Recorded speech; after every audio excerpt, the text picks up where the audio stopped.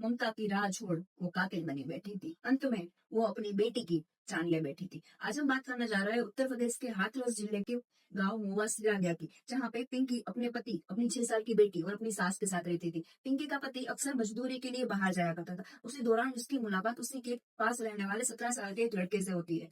वो दोनों बातें करते हैं और वो धीरे धीरे फोन कॉल में चैट पे बातें करते थे। लेकिन इसी तरह 3 महीने बीत जाते हैं। इसी दौरान पिंकी का पति और उसकी सास किसी काम से बाहर चले जाते हैं। पिंकी ने सोचा क्यों ना अपने प्रेमी को घर बुलाया जाए और उसके साथ कुछ टाइम बिताया जाए।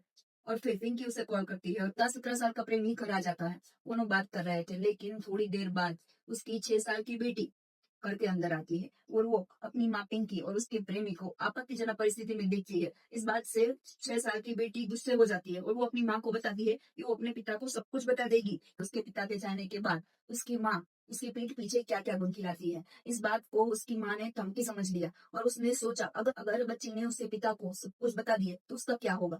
इस बात से पिंकी डर जाती है। पिंकी मुंह में कपड़ा रख कर उसका गला घोट कर उसकी हत्या कर देती है। इतना ही काफी नहीं था, उसे एक बोरे में भरकर उसके घर के पीछे एक खाली कुआं पड़ा था, वहां पे फेंक देती है और फिर जैसे कुछ बना ही ना हो इस तरह रहने लगती है। और फिर शाम को उसका पति और उसकी सास घर आते हैं, लेकिन उसका पति अपनी बेटी को नहीं देखता। वो आसपास के सभी इलाकों में देखता है, लेकिन उसकी बेटी कहीं पे भी नहीं थी। वो पिंकी से पूछता है कि हमारी बेटी कहाँ पे है, तो पिंकी बताती है कि मुझे नहीं पता, वो दोपहर को खेलने गई थी, तब से वापस नहीं लौटी। इसकी वजह से पिंकी का पति डर जाता है कि उसकी बेटी के साथ कुछ गलत तो नहीं हुआ। वो फांसी के पुलिस स्टेशन में जाके FIR दर्ज करवाता है। पुलिस वहां पे आती है, पुलिस छानबीन करती है। इसी दौरान पुलिस पिंकी के हाथों में कुछ खरोच के निशान देखती है। इसकी वजह से पुलिस को शक हो जाता है कि अचानक ही पिंकी के हाथों में ऐसे नाखून के निशान कहाँ पे आए। पुलिस पिंकी का मोबाइल चेक करती है। वो कहना पाप का कड़ा कभी ना कभी तो बढ़ ही जाता है।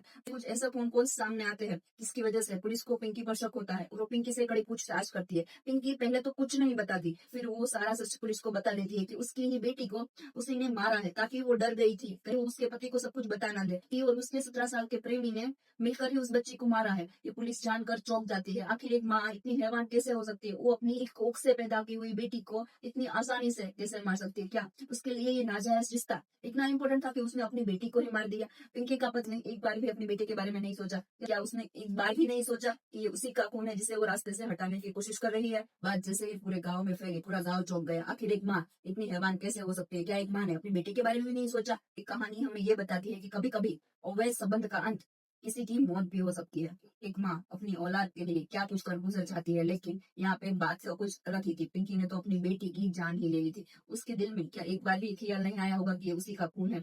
इस 3 महीने के अवैध संबंध ने उसकी ही एक छोटी सी प्यारी सी नन्ही सी जान को मार डाला। गाइस मिलेंगे ऐसे ही नए वीडियो के साथ। Thank you for watching. बने रहे मेरे साथ, ऐसे ही नए वीडियो देखने के लिए।